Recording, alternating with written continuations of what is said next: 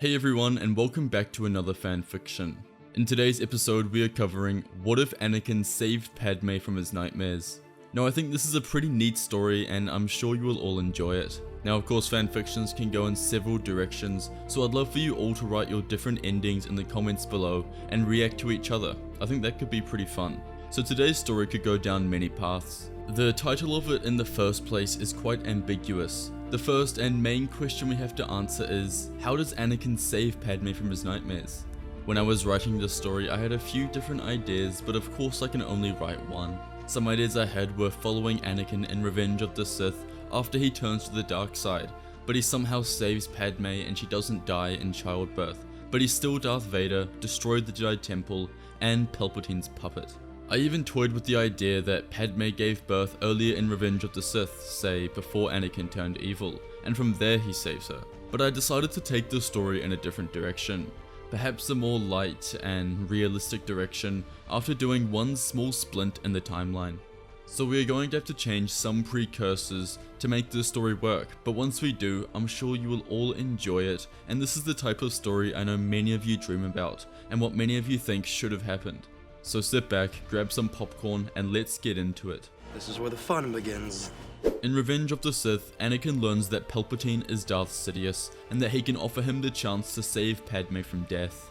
Anakin leaves the Chancellor's office and tells Mace Windu, who entrusts Anakin to remain in the Council chambers until he returns. Now, as we all know, he doesn't do this, and Anakin goes to Palpatine's office where he confronts the two Force users at the end of their climactic duel. Now this is where I believe things can take a turn.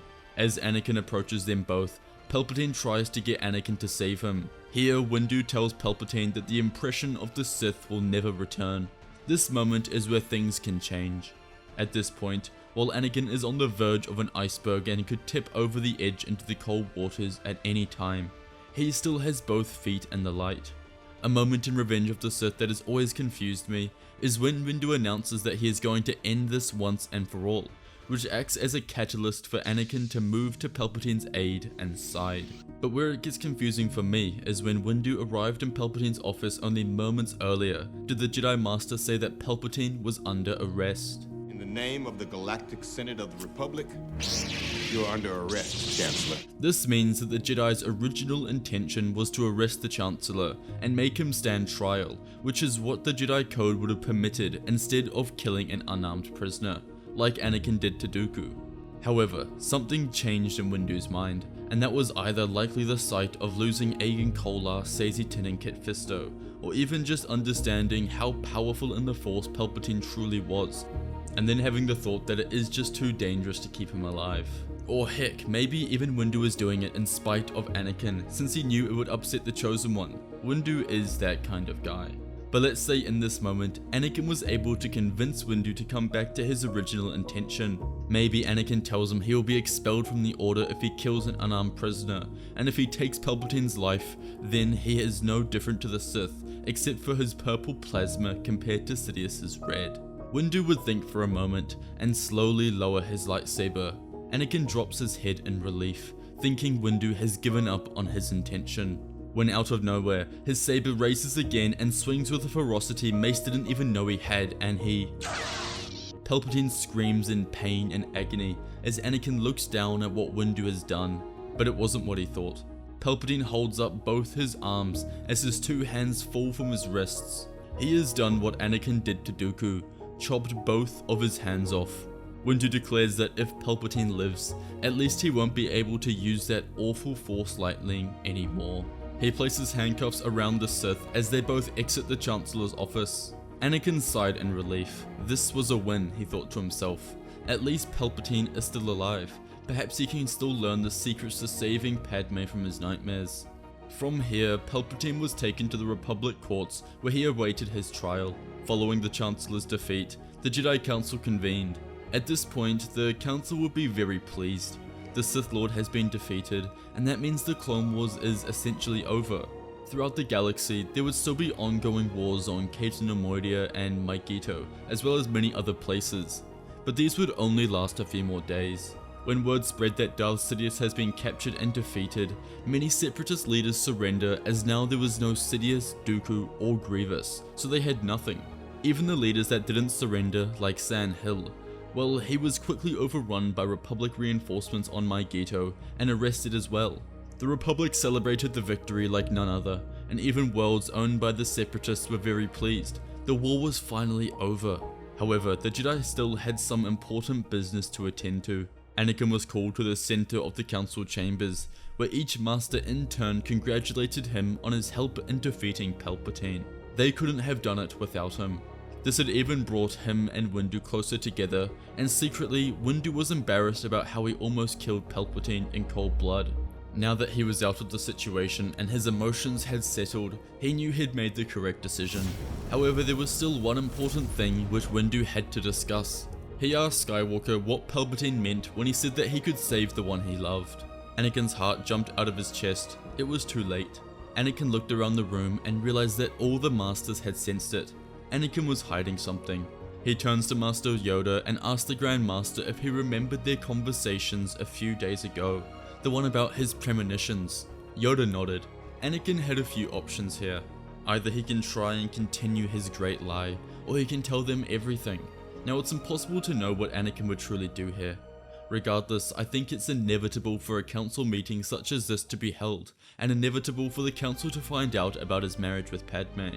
I believe at this moment, Anakin would tell the council, and I think he would really want to tell them.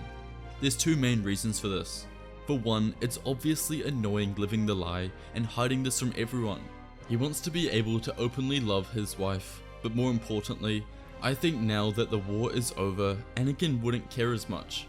I think his priorities would significantly change after the war, and we even saw a little bit of this in Revenge of the Sith, where he tells Padme that he doesn't care anymore if people find out they're married. Of course he settled himself down, but that's because they were at war. So in this moment, Anakin tells the council everything and is met with gasps and shocks from all around.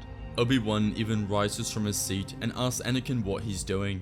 Kenobi of course knew about him and Padme, or at least had a strong inclination which he kept to himself, but he never expected his bold apprentice to tell the council directly. Anakin continues, and he requests the council's help. He says that he's been having premonitions of her dying in childbirth, similar nightmares that he had of his mother just before she died. Anakin asked the council if there was any way they could help him. Windu wouldn't stand for this outrage, and his first instinct was to call a motion to get Anakin expelled from the Jedi Order. But other Jedi in the room, such as Plo Koon, Obi-Wan, and even Ki-Adi-Mundi would come to Anakin's beck and call. This back and forth would go on for some time, until Master Yoda eventually spoke. He says that Anakin saved the Republic, he discovered Palpatine's true identity, and if it wasn't for him, they would still be at war. Furthermore, he said it wasn't impossible to allow a Jedi to have attachments, mentioning how Ki-Adi-Mundi has wives and children of his own, but it requires special circumstances.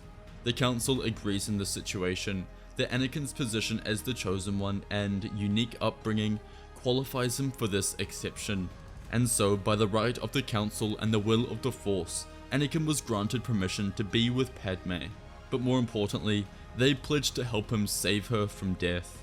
Anakin and Obi-Wan walked out of the room together, and they were both extremely happy. Kenobi couldn't be more pleased, but he couldn't help but think of Satine, and how things could have been different if she were still alive. Anakin would go home to Padme. Hey, a quick break in the video to announce we're giving away a free mystery saber over at Fantasy Sabers with every order over $2.99. Our deluxe sabers are also heavily discounted at the moment, so check those out. We offer premium build quality and a wide range of cool effects and sound fonts. Our sabers are great for dueling or whether you wanted to show them off to your friends. Don't miss out on this exclusive sale. Now back to the video.